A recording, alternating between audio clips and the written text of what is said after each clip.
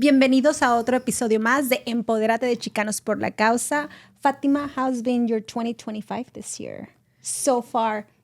January so far. Wow, I feel like we're kind of in March already. I feel like but then at the same time, I feel like it's going by really fast. I don't know how to describe it. It has been going really, really fast, Yeah. at least for me. Very intense. Yeah, I But feel like I've already had like very 6 productive. Saturdays in January, and I'm like, it's only been like 3. I think this is gonna be, Yeah. but it's been going good. It's been going good. Yeah.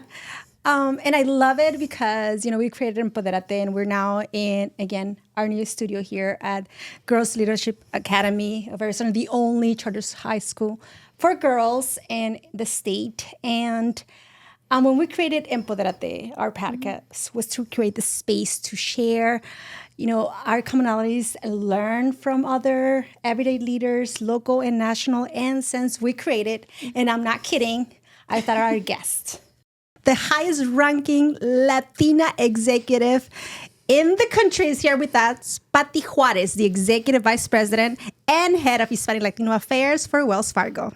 Welcome, Patty. Thank you. It's a pleasure to be here today. Thank you for having me. ¿De Tijuana? Mexicali. De Mexicali. Pero tu Chanilla. familia es de De ¿o vivieron en Mexicali, pero Tijuana? originarios mis abuelos de Durango. Sí. Así es de que un poquito de todos. Sí. No me acordaba también de Sí. Durango. ¡Qué Sí. bien! Entonces, Sí. todo el norte de México. Así es, así es. Y What bueno, is la Durango known for? Durango, bueno, mis abuelos se vinieron desde chicos a la frontera, bueno, en Mexicali. Entonces, no sé muchas de las tradiciones. Lo único que sí sé es la comida de mi abuela, ¿verdad? Tenía diferencias de la comida normal de otras regiones. Entonces, por ejemplo, en los tamales ella les ponía una papa y 2 aceitunas. Y eso no sí, lo he es visto cierto. como en muchos lugares. No Sí, sé es si cierto. sea de Durango o no, pero eran diferentes en ciertas Sinaloa cosas. también le ponemos Sí. papa y aceituna, pero también carne. Sí, carne también, ajá. pero digo adicional. Normalmente todo el mundo lo hace con de carne o de puerco o lo que sea, pero nunca con aceituna o con papa. Es Ajá. cierto, es especial. cierto. Entonces, de Mexicali se vino tus papás a Tijuana. No, bueno, cuando nosotros llegamos a Mexicali, vivimos ahí, bueno, yo nací en Mexicali, mis hermanos también, crecimos sí. ahí cuando ya tenía como 11. Puro cachanilla, entonces. Puro con razón. cachanilla, sí. Y mi papá trabajaba para una maquiladora, entonces a él le dieron la oportunidad de cambiarse e ir a trabajar para la maquiladora, para la sede que estaba en Carlsbad, California. Ajá. Entonces, pues le ofrecieron un trabajo y inmigrarnos, ¿verdad? Entonces mi papá dijo, bueno, vamos a ir a corretear el sueño americano.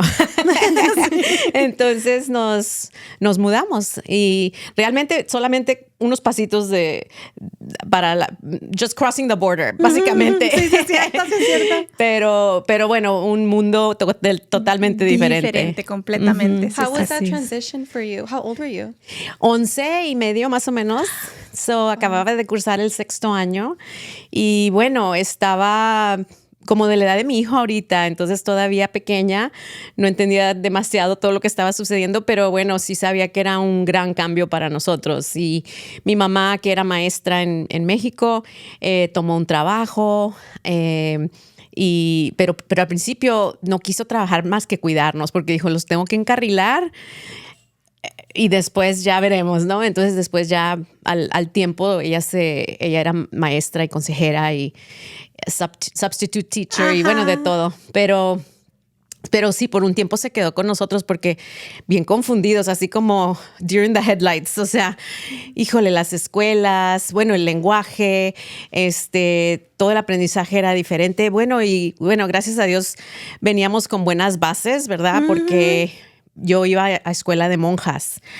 ¿Aquí cuando llegaste? Sí, ¿O allá no, en en Mexicali. Mexicali? Ajá, Ah. entonces cursé por el Frontera, Sí. luego por el Villa Fontana, que eran colegios de monjas. Ajá. Y bueno, teníamos muchos conocimientos de matemáticas, ciencias, o sea, llevábamos clases de inglés muy básicas, pero las llevábamos. Entonces, yo siempre cuando cruzábamos a Caléxico, era por gasolina o leche o cosas así que nos gustaban más de este lado. O bueno, obviamente hamburguesas.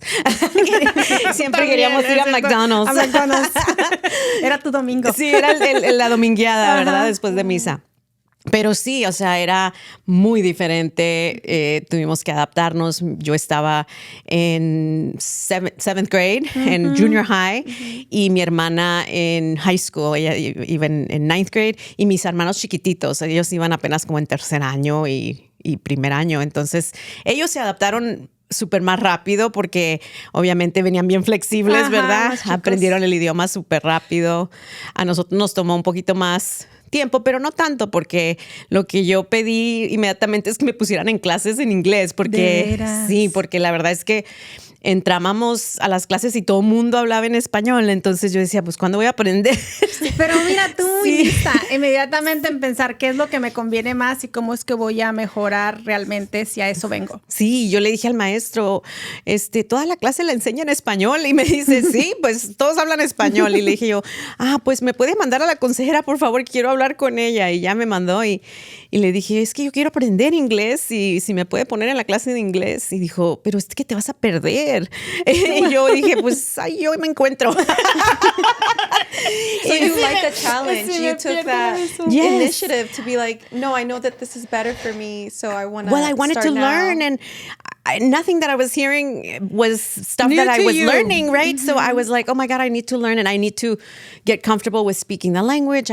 My mom and dad said, we're going to be here to live the American dream. So that means I have to go to school and college, and, I gotta like really start on the right foot. And so I did. And then they put me in the normal English class. And it was a struggle at the beginning. I will not say it wasn't, because I was like, oh my goodness, they speak so fast. And, I would I catch portions of what they would say, but It shows like you have like a visionary mindset, because you could have another person could have been like, well, I'm comfortable right now. Like Exactly. they're speaking Spanish, I speak Spanish. Like I'll just deal with that problem later. But you're like, no, I know that this is gonna come up in the future, so might as well just go through it now. Go through that challenge of, learning how to speak English daily and practicing it.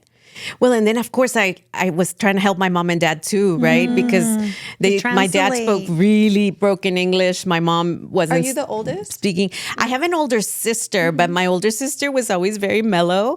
And so she wasn't like, oh, let me go help him with all this stuff. I was always like the math guru. So I was like, okay, I can help my dad with his taxes. I can help him, translate documents or figure out this interest rate thing. And, So you were always a financial person. I was always a financial person. I grew up being Monopoly when we played in the bank when we played Monopoly. I grew up being like la tiendita, the cashier, la tiendita. It was always like where the money was, that's where Patty was. Really? That's interesting. Do you remember that first day in school when you decided to make that big change to this is outside of the normal, no todos van a hablar español y aquí voy. Do you remember that moment? Yeah. It was that moment, that realization that, okay, I'm here for a reason, right? I want to learn. I want to challenge myself. I really want to go to college. My parents already said not if, then, or, but when. Yes. And so I just thought, well, it's probably better that I really try, right? And plus, I already knew, like I said, from a math and science standpoint, I felt pretty comfortable with my knowledge there. So I thought, well, pues echarle la carne al asador al inglés. Sí, Let's sí. figure that out. But it was hard. Like the first paper I wrote, there were situations where I was like, oh wow, this is not easy. I gotta What about learn. the culture? Did you feel any different in that group? ¿O había muchos latinos también ahí? Había muchos latinos. Bueno, ahí en el centro California, donde pues sí, en estaba la mi high frontera. school, la frontera, era como 90% latinos. Entonces, había mucha gente que obviamente hablaba español. Tenías que hablar español para los trabajos, por ejemplo, yo quería agarrar trabajo también. Entonces, siempre crecí bilingüe, ¿verdad? Como siempre era importante para mí tener mi español, no dejar mi español, sí, ¿verdad? sí. Y bueno, pues sí, aprendí el inglés y poco a poco, ya cuando me pasaron a high school, me pusieron en todas las clases normales o APs, ¿verdad? Entonces dije yo, bueno, ya, le di el empujoncito y valió la pena. Y luego ya me sentía bien cómoda, ¿verdad? Porque ya me podía comunicar. Sí. Te pregunto porque yo me acuerdo, yo también me acababa de graduar de sexto año y yo estaba pensando, voy a entrar a la secundaria y el muchachito que me gusta va a estar en tercero y todavía lo voy a alcanzar. Entonces mi mamá me dice, oh, vente de vacaciones para acá, y resulta que pues ya me quedé, ¿no? Entonces me acuerdo muy bien ese primer día. Soy de un pueblo de Sinaloa, ¿no? Entonces estar en el medio de la ciudad, en Phoenix. Sí. And this is the 90s, no era tan grande como es ahora, pero de todos modos Claro. para mí lo era. But I remember going in, y era ¿cómo se llama? Una salón de bilingual education, but I didn't know it was bilingual. Yo pensé que todos hablaban nada más inglés, entonces me acuerdo que llegué temprano, me llevaron a with the counselor, mi mamá se fue a trabajar porque trabaja en una fábrica aquí. Sí. Entonces no tenía tiempo de empezar a quedarse con su hija hasta que ya se sintiera a gusto, sino like, here you go, stay, Ahí vas. I'll see you a las 3. And I remember que me llevaron, ya habían todos entrado, y cuando abrí la puerta, el maestro me dijo en inglés, you need to say, I'm sorry I'm late. Órale. And he said that in English. I had no idea what he was saying. And then I opened the door, la que venía conmigo se había regresado, and I'm like, what do I do? Entonces dije yo, bueno, ¿entro o me salgo? Y pues no voy a salir corriendo. Mi mamá ni siquiera está en mi casa. Entonces, no tengo dónde ir ahorita. like, I'll just get in there. Pero sí es cierto, Sí. the bilingual education, era también mucha gente que estaba acostumbrada, muchos estudiantes a cierto punto de ya nada más hablar español, and I'm like, oh, if I continue with the next levels, I may not feel. So many of us move on to Yes. regular classes Yes. because we felt we need to have that initiative, but others did stay, like you were saying. Like, what was comfortable, why don't you just do it? Pero sí es cierto, si tienes bien claro dónde quieres ir, sabes que you need to do the work. Sí, y bueno, eso fundamentalmente pienso yo que eso ya lo traes, ¿no? Es como una energía especial de que siempre quieres seguir adelante. Y bueno, eso es lo que siempre me enseñaron mis padres. Entonces, yo sabía que tenía que salir adelante de alguna manera u otra, aunque fuera difícil, ¿verdad? Que era mejor hacer el esfuerzo. Y sabía que iba a pagar dividendos en el, ¿verdad? Después. Entonces, aparte, bueno, a mí me gustaban las challenges. O sea, no quería nomás estar ahí sentada sin tener algo que me... ¿verdad? Que yo me sintiera que estaba aprendiendo, ¿verdad? Entonces, cuando ya salí de ahí, mi consejero de high school fue el que me dijo, Patty, deberías de ir a un 4-year college, a una universidad. Y yo, pues es que iba a ir aquí al junior college. Eso es lo que me dijeron mis papás. Y luego me dice, well, yo, pues por tus calificaciones, yo pienso que puedes aplicar y tienes que tomar esta prueba, la SAT, y tienes que hacer esto. Y ya me aconsejó muy bien, Mr. Benson. Y bueno, apliqué y tuve la fortuna de que me aceptaran en la Universidad de California en Berkeley.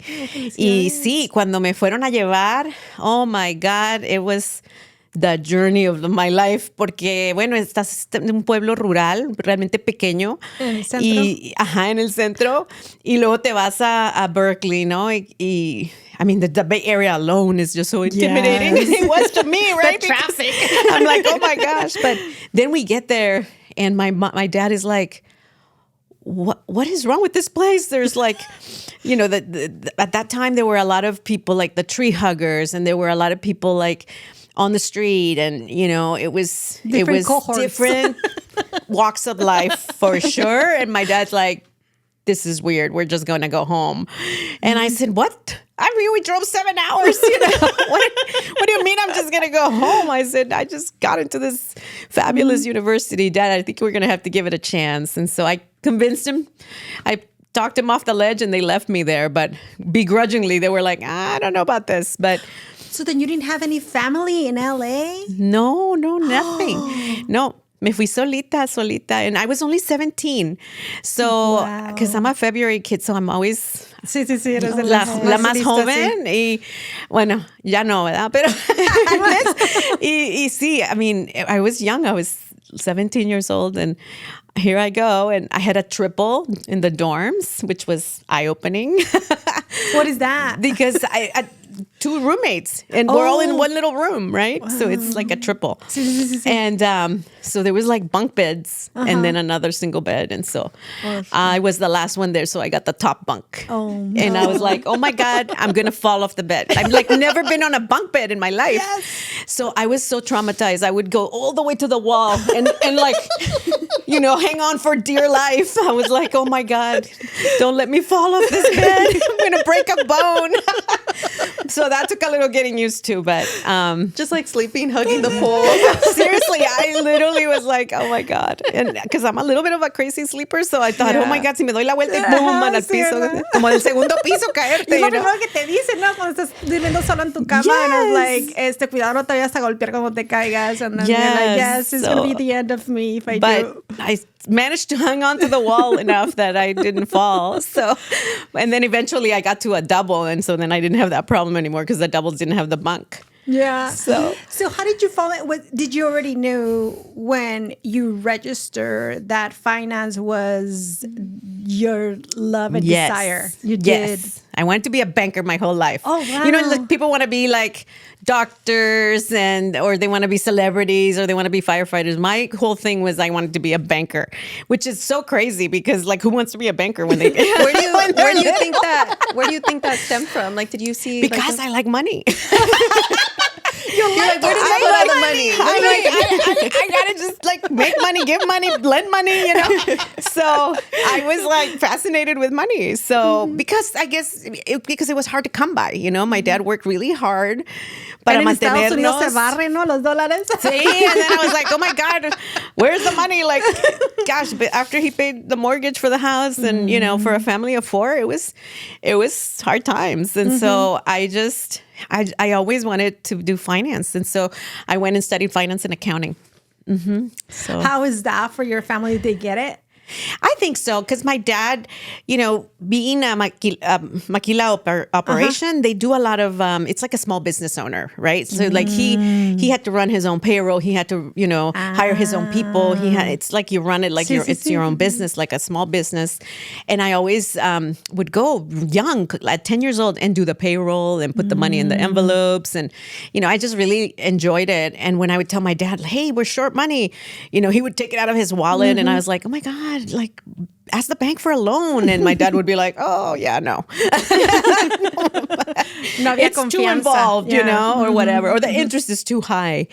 And so then it just kind of started triggering my mind that, how important access to capital was. And and it just, so I wanted to be in finance, and that was my...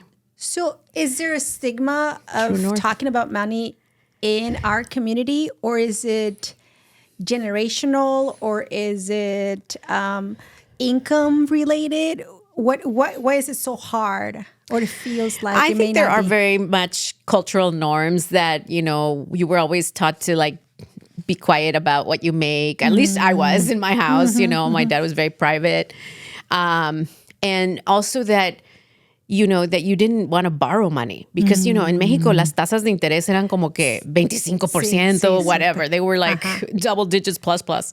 And so I just learned that, finance was important, banking was important. And so I really wanted to learn a lot about it. But because there was such a stigma in our community to borrow, right? Like, you don't want to owe the bank money. That was like a big no-no, right? Like my dad literally lost sleep when he borrowed money to buy the house, right? And it was a double-digit interest rates back then. They were things were expensive, and so I think that you were always taught that debt was a bad thing, and that you shouldn't really speak finances. You shouldn't really talk to people about what you make and all of that. Those are like very cultural norms. At least that's how I grew up. How do you explain debt now? So what I do, because I speak all the time to a lot of business owners or even young people about, financial literacy and what to do with their finances, is that, a healthy amount of debt relatively to your cash flow and what you can actually pay is not a bad thing, because you may need that car, right? To get to work, to go do what you need to do. And so having a monthly payment, as long as you can make your payments on time and, you don't overshoot your ability to make those, because then that'll cost you, right? In terms of your credit score and everything else, that it is prudent to have some sort of level of debt. Particularly then when you get to be a business owner and you want to grow your business, or you want to do an acquisition, or you want to buy a piece of equipment. If you don't have the money, you're going to have to borrow it. And so what is prudent? You don't want to over leverage your company. You don't want to be like struggling to make the payments, but you do want to, a reasonable level is a healthy thing. Yeah. So how do you find Wells Fargo? Oh, yes. Oh, my gosh. Well, this is my 30th year with the bank. That's amazing. I'm celebrating my anniversary. Congratulations. And your birthday pretty soon. Thank you. I know. Double whammy. A big cake, bigger cake. But, Wells Fargo, so my track was accounting and finance, right? So it was either go to the CPA firm and do accounting, or go into banking. And when I was talking to the recruiters and the people that had the jobs and everything, the bankers always seemed like more helpful to their clients, like more consultative, like better conversations, like, hey, I'm going to help you finance that piece of equipment, or I'm going to help you buy that other company. And the accountants were like, okay, so I need records for this. And what is this line item? And it was more very much how should I put this? Fact. This was like a relationship. Yes, it was more like almost not confrontational, but a little bit adversarial than, when you're trying to work with someone to achieve your goals, your financial goals. And so it attracted me more to deal with people and business owners to learn, more about them and how they made businesses successful. And so I went into banking. What did you do to help you stand out from the rest? Well, I was very involved. So, I was president of the Undergraduate Minority Business Association. I led a lot of work on campus around, clubs and areas where we really supported the Latino community, right? Because let's face it, there wasn't like a ton of us. And in business school, there was maybe a handful of us. You could probably count us in one hand in the class that I graduated from. And so I think that for me, I just really had a love of finance and I really wanted to succeed. And so I found that getting involved was a way to meet people and network. And then the employers would come on campus to do like workshops or to help with the clubs. And they were really scouting. It was like they were scouting for talent, right? They weren't just there to be there. I mean, they really were scouting for talent. So that would give me an edge, right? Because they would see me with a leadership role, which was important. They wanted people that were leaders. Yes. And so that helped me a lot, I think, that the leadership positions that I took, the things that I did. I mean, I had to also try to keep my grades up, right? Because that's important. And then I had a 30-hour-a-week work study job just to make ends meet, pay my rent, buy books. And so very young, I learned that, I needed to sometimes lean in organizations. Like I remember getting my first HSF loan. I remember, how important it was when I got my first internship through Inroads and I went to work for Chevron. And oh my God, I was getting these paychecks and I was like, oh my goodness, this is amazing. Like not only am I learning so much and I'm seeing all this great stuff, but they're paying me to do it, right? So I was like, this is fabulous. And so from the first summer of my freshman year, I just worked. Yeah. So did somebody specifically pointed that out for you earlier on and say you need to get involved and they're looking for leaders? Or is it something that, again, just like your first day in the U.S. in school that you're like, I can see and connect the dots and I know where I'm going? I think it's more what you do with it. For me, I knew that I wanted to be in a position to continue to learn and grow. And so leadership, it's also like, I think I'm an innate leader. Like you're born a leader, right? Like my mom always told me, yeah, all the cousins would follow you. Like you were like the mama duckling and then all the little ducklings, you know? I'm like, okay. And then you put on all these shows with them and you did all these games and you were like the band leader, you know? And I was like, oh, okay. It's all starting to make sense. And so I tell people what to do. I know. And I'm like, it kind of works, you know? And so, but it's even like the first day of my job, right? At Wells Fargo, I go into this corporate office and I'm like, tickled pink. But believe me, I graduated and I think right at the gate, I was making $32,000. That was my annual salary. And I thought I was rich. I thought I died and went to heaven. And I think my dad had never made that much money in his life. And so I was like, wow, I am set for life now. You know, I'm so excited. I have got to keep this job. I've got to keep this job. So I went into my first day at work and I would see all this, you know, met all the people, try to be, you know, as servicial as I could. My mom always, you know, said, oh, you know, if you're good to people, nice to people, you help them. And so I noticed that, you know, they said, oh, go get your supplies. You can go to, they pointed to this supply room so I could go get my pen and my pad of paper and things like that. And I go into that place and I was like, ay, Dios mío. It was so bad. It was so disorganized. It was like a dump. It was so messy. And I thought, how do people find anything in here? I mean, it was all like things were knocked over and, you know, you couldn't see. And it was such a mess. And I thought, wow. So that weekend of my first week of my first job, I went into the office and I redid the entire room. Really? It took me like an entire weekend. But on Monday, when the head of the office went into the supply room to get a pad of paper, he was like, what? Who did this? What is going on here? This looks like $1 million. And so, you know, people started talking and asking, and eventually they found out it was me. And, you know, I guess that's what's always characterized me is that I initiate things. Tengo iniciativa. And so I thought, oh, it's messy. You know, nobody can find anything. And everybody from there on, like, just saw that spark in me, and they were like, "Oh, she's a doer." You were noticed immediately. So that's amazing. It's good attention, right? Of course, you took the, like you said, initiative. You came in off your own time, but it paid off. It did, because immediately they were like, "Oh, we'll give her more because she'll handle it," right? So, and that's the start of my career at Wells 30 years ago. And now I'm very fortunate, executive vice president at the bank, highest ranking Latina. I mean, I have such, you know, an amazing career. And I've had like 6 careers within one career because I've done many different things. An organization of, you know, 250,000 employees, there's a lot of different things that a bank does. Can you describe like what you did in each role and like how it made you grow or like what you learned from them? From which ones? From the 6, I guess. The 6 jobs? Yeah.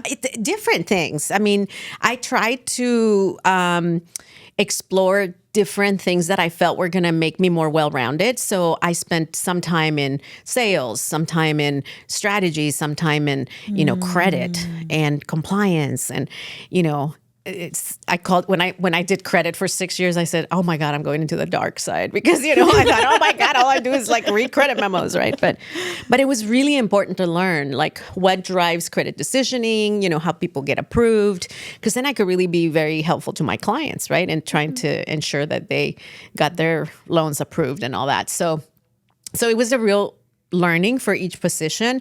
And it was like every 5 years, I just got that itch. Like I need to change. I need to do something different. And thank God, being an organization that as large as the bank is, I could do different things and learn different things. And that platform, you've been able to maximize that as the highest ranking Latina as well. What has been a specific initiative or activity that really brings it all together for you that you're very proud of? Well, I think one of the things at the bank that was one of the greatest privileges for me was when I was asked to interview to be the president of the employee resource group. So there's about 35,000 Latinos at Wells Fargo. Wow. We're 18% of the company. And, leading or representing them was something that was like a big job, right? I had seen the predecessors, the presidents, and I always looked up to people and thought, wow, they're very important, like they're doing really great work. And so they asked if I was interested in applying, and I thought, well, my career was going really, really well. I was very busy. And so I thought, oh, maybe it's not the best time for me because it is a job. It's a job. It's another job. It's like a job on top of your job. And I don't commit to things if I'm not going to put my heart and soul into it, right? Because then it's for what? And so I said to myself, you're going to do okay in your interview but maybe I let somebody else do, kind of shine more. And I thought to myself, well, I'll just be honest. That's something that is always the best policy, right? So they asked me, well, what would you do differently? And I'm like, ooh, let me give you the list. Let's get comfortable here. Because I, as a member, right, I had observed certain things that were that either there or not there, or that were either being done right or not right. And I felt like, this is a place where people come to feel like they're home and they're in community with a bunch of other Latinos and our allies. And, it has to be, I think, a platform that it's leveraged to elevate Latinos. And I said, right now, it just feels like it's like checking the box, and I said to myself, oh, I talked myself out of that job so good because I was like critical of the way, that things were being done. And so I was like, oh, good, I talked myself out of that job. And then next thing you know, that next Monday, the phone rings and they're like, we want to make you the president of the... I'm like, what? It was super unexpected, but... To be honest with you, I took a look at the board. I had one-on-ones with everybody. I said goodbye to many people that weren't really, lifting and really passionate about the work, because I had so many other people that would come with energy and really wanted to make a difference. And so I recruited a lot of new board members. We threw the manual out and we said, we're not going to do 10,000 things an inch deep. We're going to do 3, and we're going to do them really deep, right? We're going to do them really well. And that was to support our members and their growth and development.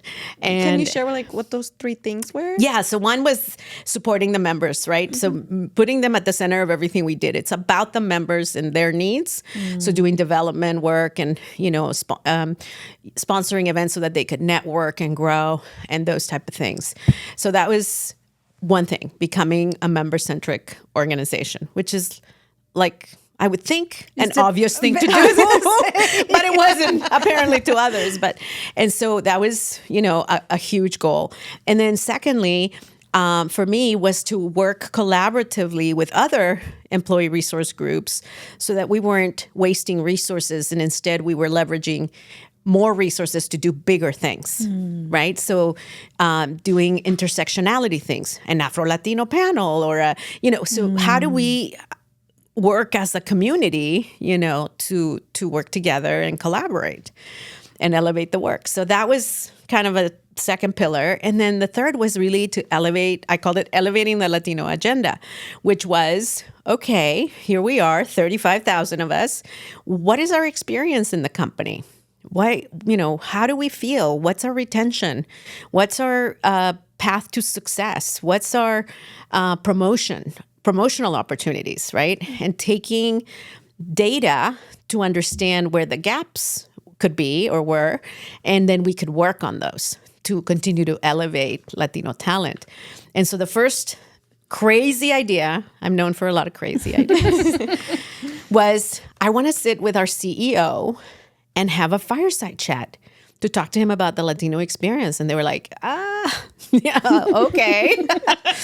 And I said, well, what? Well, that's never been done before, And I was like, oh, okay. Can we not ask? I was like, Is there a The rule? worst they can say is no. Exactly. So we had an executive advisor, and his boss was the CEO. So I said, would you help me try to get him to do this fireside chat? And I said, but I have to have full flexibility on what questions I want to ask. Right. He's looking at me like, anything else you want? But anyhow, long story short, we did the first ever fireside chat with Charlie, and it was a fabulous conversation. It was during COVID, so we did it like, on Zoom and all that. But he was completely an open book, and really talked about.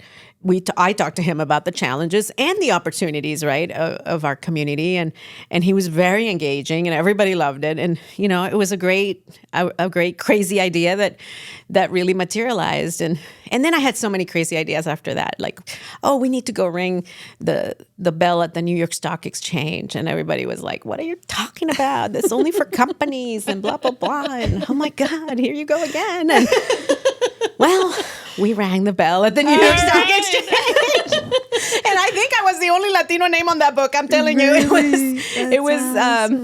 was really surreal. It was like an amazing opportunity to be there with 12 Latinos on that stage, ringing the bell, and people saw it all over the world, really, because that's televised. And so anyhow, then after that, a lot of people came after, and did it too. But it's, again, having those, I call them like crazy but fabulous ideas, like dare to dream type of thing. And so I don't know, I'm a bit of a dreamer, but hey, sometimes it works, right? And what can you lose? I mean, what do you lose, really? Sometimes you are going to be told no, but that's just, but when you're told yes, you're just like, wow, it's really significant. And so the network started getting really exciting. We had a lot of members. We had a lot of people join and feel a sense of familia, a sense of belonging. And so after 4 years, which is kind of the term? 2 years, the term of a president, they asked me to re-up for another 2 years. So I had the privilege of being one of the longest serving presidents. Well, it's fantastic. Yeah. And I finished my term almost 2 years ago. Really? Yeah. As you look back and travel the country, Yeah. You meet, I am sure, many of those members that had been supporting and seeing the transformation in that program. What are the things that share with you that really brings it home for you? Oh, well, I tell you, first of all, wherever I traveled, I always try to meet with the leadership team, the members. And I was always so well received, and, people are so welcoming, and they wanted to cheer me on. They wanted to let me know that they felt seen and they felt heard, which is more than what they could say before, and I thought that was so powerful. Yes. And I felt like, wow, we're really creating a great community here and great engagement. And so, but the power of connection sometimes, it's underused, and it's one of the greatest things I enjoy. And so I will go sit one-on-one with people. I have a lot of mentees across the bank and have conversations and meetings, because it's really amazing what people might think you're giving a view to them, but I also receive. Yes, you grow as a leader as well. Yeah. And certainly you're an innate leader, but I wonder, is there anything as a manager that you look for?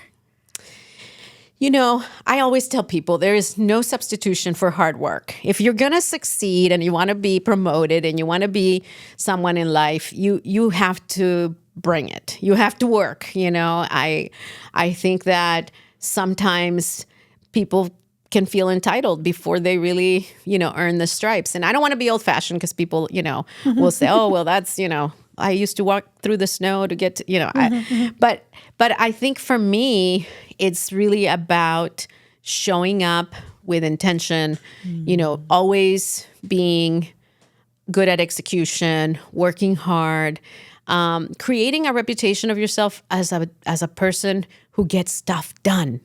everybody just wants people that get things done, right? So for me, all the leadership in the ERN when I was managing it, they were those kind of people. And so and for me, it was I learned that because as I kind of climbed up the ladder, I know that what was really viewed as the reason for a promotion or something was really strategic work or something that I looked at differently or something that I brought to the table that others didn't.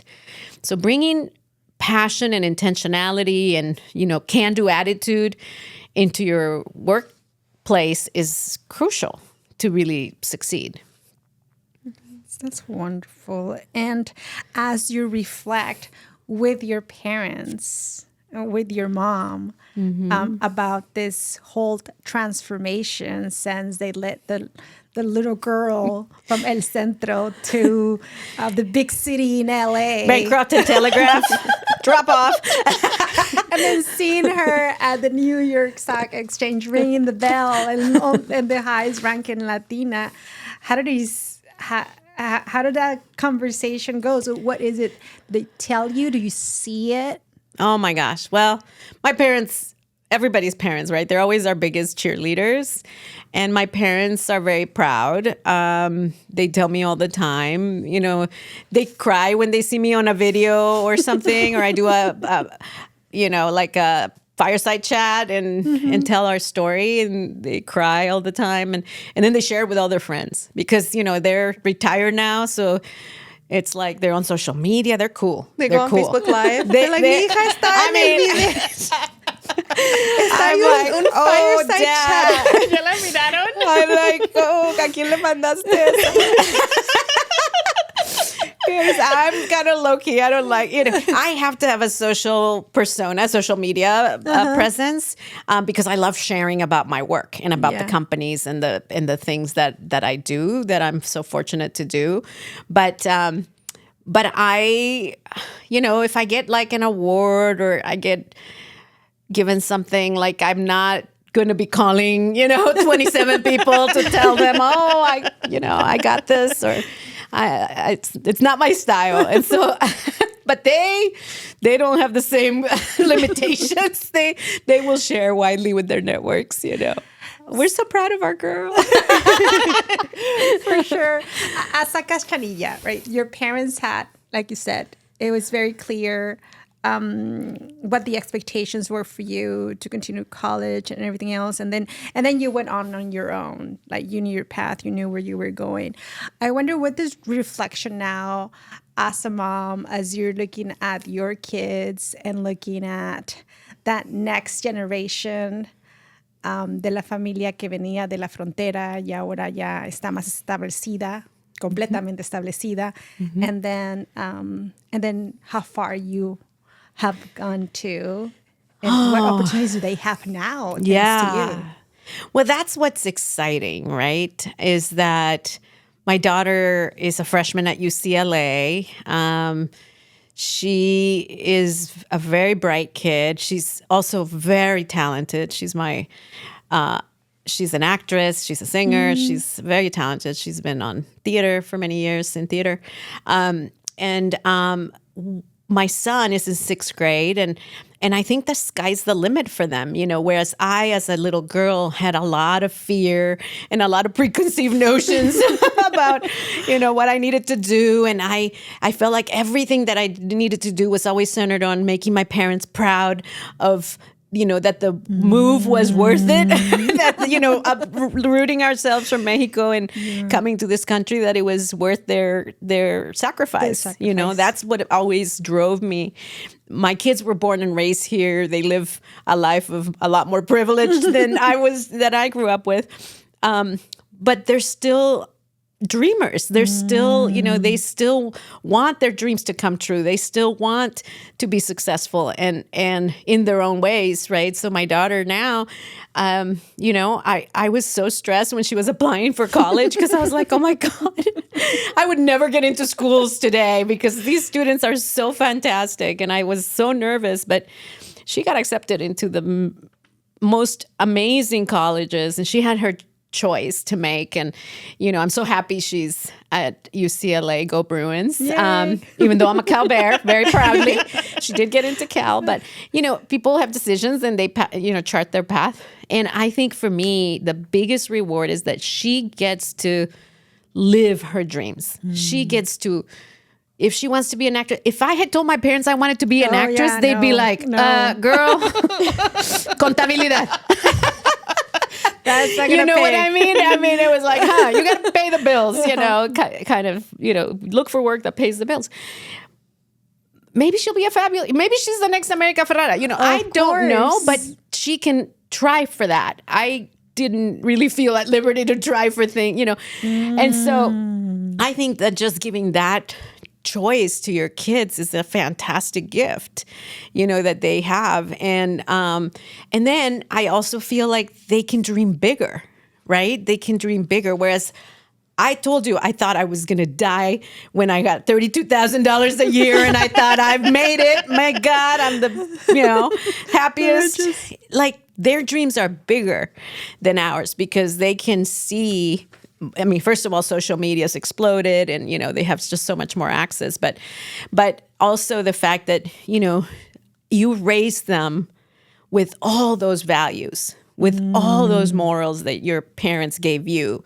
And then you give them an education and then you give them those opportunities. You send them to that camp that you never could go to. You spend the money to do the things that they need to build those skills for what they want to do. And so to have choices like that and to be able to dream bigger is what I get excited about for our kids. Precious gift of choice. That's amazing. I guess speaking about like your children and, one of them starting the university and then the other in the sixth grade. And then thinking about how old you were when you were their age, like what would you tell yourself back then? Yeah. I would say dream bigger. Dream bigger. And have no fear. Have no fear. When you're an immigrant and you're in a brand new country, you don't even, have the full command of the language. I mean, you do get a little bit scared, right? Your dreams might be smaller. But like I said, I was perfectly fine thinking I'm going to go to the community college, right? And so I think I would tell myself, go for it. Yeah, just dream bigger. And then I would also tell myself, you are enough. You are enough. Because, when you grow up being the only Latina in the room, the only woman in the room, the first one to get this, the first one to get that, because you're working your tail off and you're smart and you're strategic, you get this feeling like, do I really belong, right? Am I, in this room because I've earned it? Or, it's like that imposter syndrome they talk about, right? And you question yourself. And to me, I would tell my younger self, you are enough, go for it. And ask for a raise. Yes. Absolutely. Ask for more money. Salary. For sure. You're right. You be bold. Enough. It's so powerful, and we continue to need to remind ourselves of that many times every day. Well, it's not in our everyday that we are super bold and we want to say to my boss, hey, I need a raise. Like it's not in our nature. Culturally, it's uncomfortable. I coach a lot of Latinas, and when I tell them they need to ask for a title or a raise, they literally start, like, they get smaller. Their body just gets smaller in the chair. And I'm like, what's going on here? Stand proud. Yes. But sit up.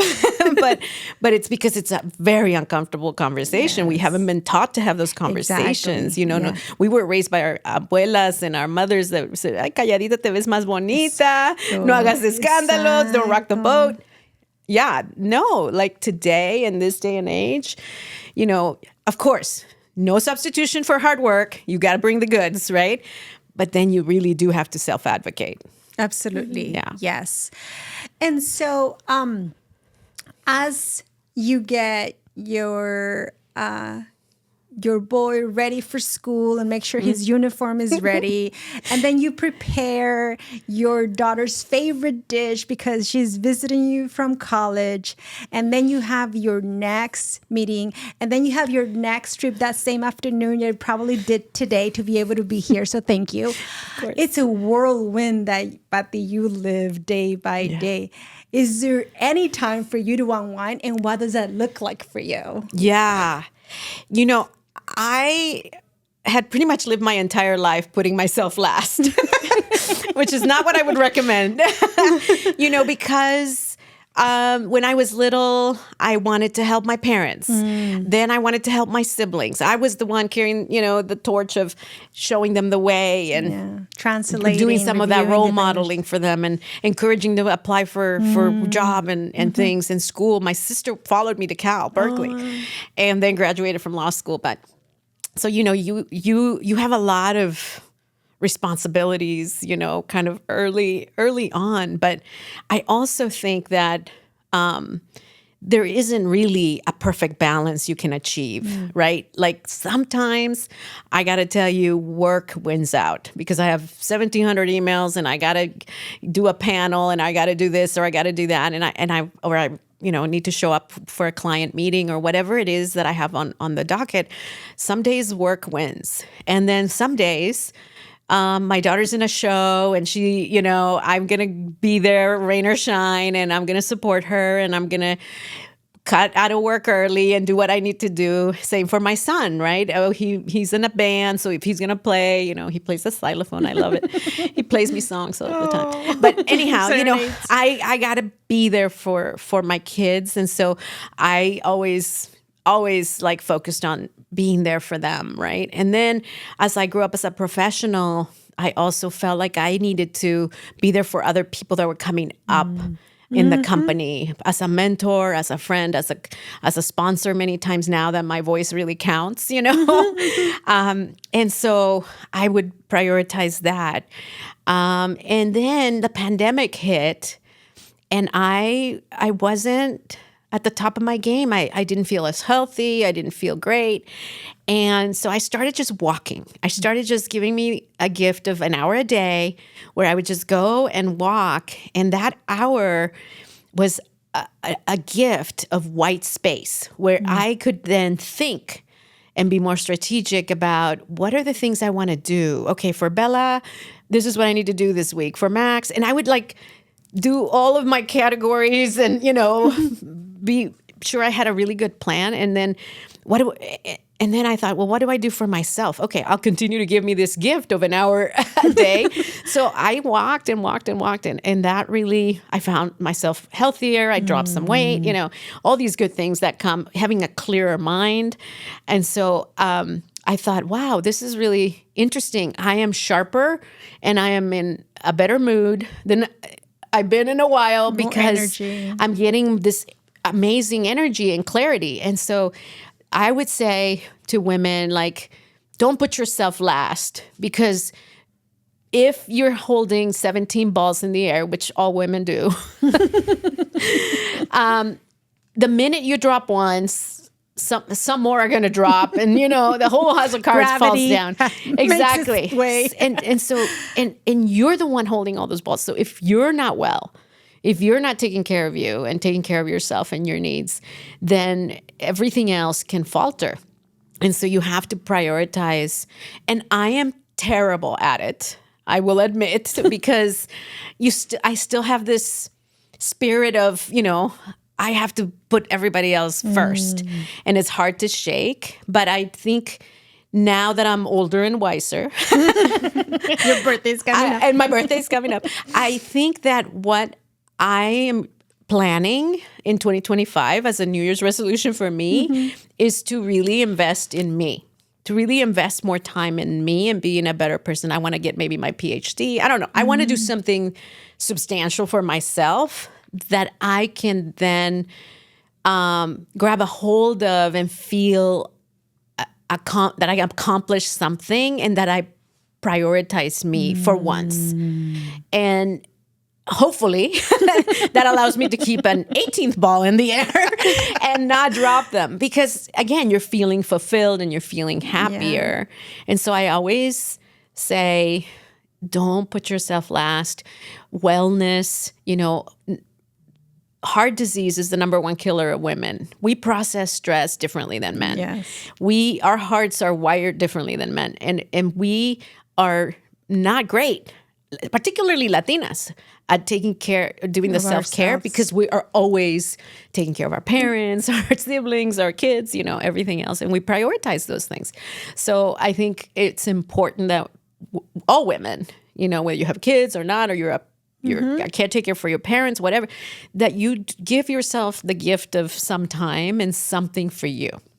And it sounds so selfish. Yes. Just to think about it many times. And there are others that may see that also and reflect that as a selfish, but we need to look beyond those comments or the naysayers. ¿Verdad? Pero sí es cierto. And so as we wrap up the episode, tell us, Patty, por favor, what do you do for fun then? Oh my gosh, girl. Well, what time are you talking about? No, it could be 5 o'clock somewhere. Well, speaking of 5 o'clock somewhere, there's got to be a margarita in the room somewhere, right? Yes, I love margaritas. So I love to cook. Right. So I love spending time with my kids, and they love food. Of course, like any Latina mother, I cook a lot and they love food. And so now I have, prioritized cooking more at home, cooking more meals at home, because eating out is, number one, expensive. It's not great for your health. There's so much salt in food, et cetera.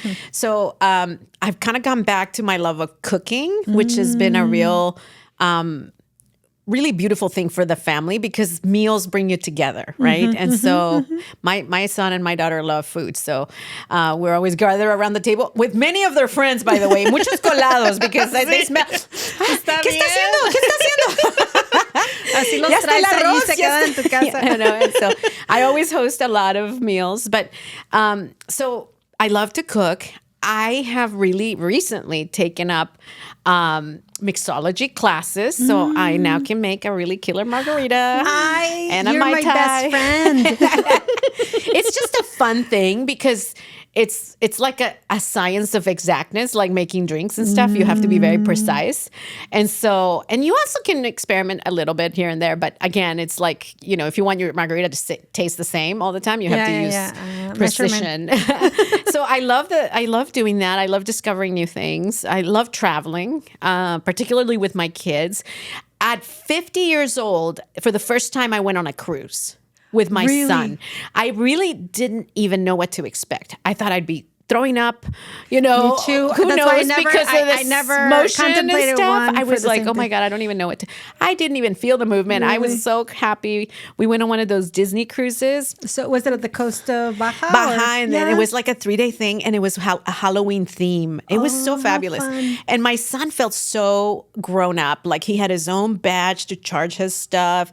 We would be watching a show, and he's like, you sit, Mom. I'm going to go get us popcorn and Sprites. I'm like, you do that. You do that. Get us the popcorn and the Sprites. But he's got it, right? He's got his own charge card. He's in business. But, it just gave us such a wonderful opportunity now that Bella's gone to school. Like, we're just trying to figure out how to bond together. Yeah. And so that was really neat. I love traveling.